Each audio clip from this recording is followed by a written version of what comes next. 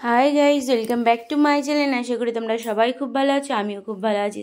তো আমার চ্যানেল নিয়ে তোমাদের নতুন একটা ভিডিওর সাথে অনেক অনেক স্বাগত। তো এখন দেখো রান্না করব আমি দই পাবদা। তো দই পাবদার জন্য কী কী গুছিয়ে নিয়েছি, কাঁচা লঙ্কা, সাদা সর্ষে, কালো সর্ষে, জিরে, লঙ্কা, আদা, তো সব কিছু মিশিয়ে আমি কিন্তু মিক্সিংয়ে করে নেব। আর দেখো আমি মাছটাকে লবণ হলুদ দিয়ে ভালো করে ভেজে নিচ্ছি, কড়াই গরম করে, তেল গরম করে।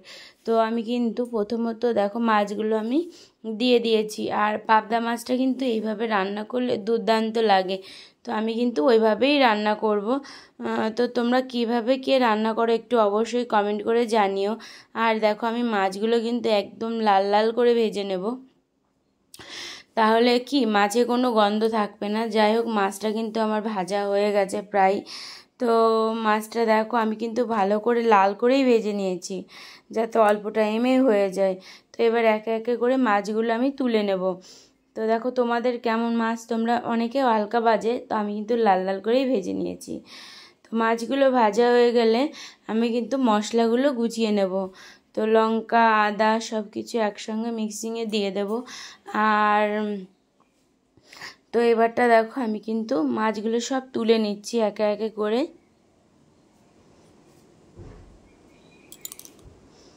তো এই একটার সাথে একটা লেগে গেছে, তো আস্তে আস্তে করেই আমি কিন্তু তুলে নিচ্ছি মাছগুলো। তো তোলা হয়ে গেছে আমার। আর এই যে কড়াই গরম করতে দিয়ে দিয়েছি। আর এবার কিন্তু আমি মশলাগুলো করে নেব। যাই হোক, মশলা করে নিয়ে আমি কিন্তু কড়াইয়ের মধ্যে দিয়ে দেব কিছুটা কালো জিরে। তো দেখো ফার্স্টে আমি কিন্তু দিয়ে দিলাম কালো জিরে, আর মিক্সিংয়ে মশলাটা ততক্ষণ করে নিচ্ছি। তো এইবারটা দেখো আমার কিন্তু কালো জিরেটা হালকা হালকা ভাজা ভাজা হয়ে গেছে। আর এইবার কিন্তু আমি দিয়ে দেবো মেন উপকরণ মশলাগুলো, লঙ্কা বাটা, আদা বাটা, জিরে বাটা, সর্ষে বাটা, সাদা সর্ষে কালো সর্ষে দুটো মিক্সিং করে নিয়েছি। আর এইভাবে ঝাল কিন্তু আমার খুব প্রিয় পাবদা মাছ। তো এইবারটা কিন্তু আমি ভালো করে নাড়িয়ে চাড়িয়ে নেব যতক্ষণ না তেলটা ভালো করে ছাড়ছে। তো তেলটা ভালো করে ছেড়ে দিল। তা আমি ফার্স্টে দিয়ে দেব লবণ, আর দিয়ে দেব কিছুটা হলুদ। তো কিছুটা লবণ হলুদ দিয়ে কিন্তু আমি আবার ভালো করে নাড়িয়ে চাড়িয়ে নেব। আর ভালো করে নাড়িয়ে চাড়িয়ে নেওয়ার পরে কিন্তু দেখো আর একটু তেল বেরিয়ে আসছে, কারণ মশলাটা যদি আমি ভালো করে না ভেজে নিই তাহলে তো কাঁচা গন্ধ বেরোবেই। তো ওর জন্য কিন্তু আমি মশলাটাও সুন্দর করে হালকা করে ভেজে নিচ্ছি, কারণ মাছগুলো আমি খুব ভালো করে ভেজে নিয়েছি। তো এর জন্য কিন্তু আমাকে বেশি টাইম অপেক্ষা করতে হবে না। তো দেখো গাইস, তেলটা কিন্তু ছেড়ে দিয়েছে। আর এবার কিন্তু আমি সেই টাইমের মধ্যে একটু দইটা ফাটিয়ে নেব। তো দইটা কিন্তু আমি দিয়ে দেবো, কারণ দইটা দিলে কিন্তু এর টেস্ট আর গুণটা কিন্তু অনেকটাই বেড়ে যাবে, যেহেতু গরম পড়ে গেছে।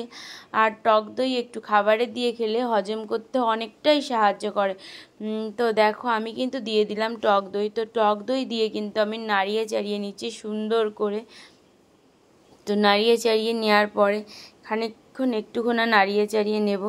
তো দেখো কালারটা কিন্তু ওয়াও কালার এসছে। আর আমি কিন্তু একটুও শুকনো লঙ্কার গুঁড়ো এর মধ্যে যোগ করব না। তো এইবার কিন্তু আমি যে দইটা গুলিয়েছিলাম ওই বাটিতেই কিন্তু আমি এক বাটি জল মেপে দিয়ে দিলাম। তো জলটা দেওয়ার পরে কি হবে গাইস, হালকা করে যতক্ষণ না ফুটছে আমি কিন্তু 10 মিনিট মতন আমি ঢেকে রাখবো। আর এই যে ঢেকে রাখলাম, তো ততক্ষণ একটু অপেক্ষা। তো যাই হোক, এবার অপেক্ষার পরে 10 মিনিট হয়ে গেছে। তো এইবার কিন্তু দেখো ঝোলটা কিন্তু আমার টকবক করে অলরেডি ফুটে গেছে। তো এবার কিন্তু আমি মাছগুলো সব এক এক করে দিয়ে দিচ্ছি, কারণ মাছগুলো আমি এত সুন্দর করে ভেজে নিয়েছি, তো কি বলবো তোমরা দেখেই বুঝতে পারছো। কারণ মাছে একটুখানি আমার কাঁচা ভাব নেই, তো আমি ভালো করে ভেজে নিয়েছি। তো আবার কিছুটা 5টা মিনিট অপেক্ষা। তো অপেক্ষা করে নেওয়ার পরে কিন্তু আমার এইবার কিন্তু ফাইনালি সেই টাইমটা চলে এসছে। আর দেখো এইবারটা কিন্তু আমি একটু দিয়ে দিলাম স্বাদ আর গুণ বাড়ার জন্য একটু ধনেপাতা, কারণ এটা দিলে কিন্তু গন্ধটা আরও খুব সুন্দর বেড়ে যাবে। তো এর জন্য কিন্তু আমি কিছুটা ধনেপাতা দিয়ে দিলাম। তো ফাইনালি গাইজ আমার কিন্তু মাছের ঝোলটা কিন্তু একদম ফাইনালি কিন্তু কমপ্লিট হয়ে গেছে। আর তোমরা কীভাবে রান্না করো অবশ্যই আমাকে জানিও। আর আমি কিন্তু একটু মাছ ভেজে একটু তেল উঠিয়ে রেখেছিলাম, কারণ এরপরে তেলটা দিলে কিন্তু এর টেস্টটা আরও বেড়ে যাবে। তো এইগুলো কিন্তু তোমরা কেউ স্কিপ করো না, তাহলে কিন্তু মিস করে ফেলবে যে দই পাবদার আসল যে টেস্টটা। তো যাই হোক, আমি কিন্তু একটু সর্ষের তেল দিয়ে দিলাম, ওটা কিন্তু আমি কাঁচা দিইনি, কারণ অনেকেই কাঁচা তেল দেয়, বাট আমি কাঁচা তেলটা দিই না, কারণ কাঁচা তেলটা দিলে কি একটু কাঁচা কাঁচা গন্ধ বেরোয়। তো ফাইনালি দেখো নামিয়ে নিয়েছি। আর তোমরা এরকম পাবদা মাছের, দই পাবদা মাছ কে কে ভালোবাসো কেউ কিন্তু কমেন্ট বক্সে জানাতে ভুলো না।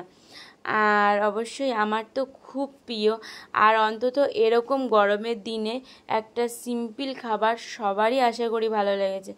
আর আমার তো খুব প্রিয় দই পাবদা। আর তোমাদের কার কার প্রিয় একটু বলে দিও। আর হ্যাঁ, ভালো লাগলে অবশ্যই চ্যানেলটাকে সাবস্ক্রাইব করতে ভুলো না। আর যারা এখনও অলরেডি সাবস্ক্রাইব করে রেখে দিয়েছো তাদের অনেক অনেক ধন্যবাদ। আবার কোনো একটা নতুন ভিডিওর সাথে দেখা হবে। তো আজকের ভিডিওটা এই পর্যন্ত থাকলো, দেখা হবে, বাই।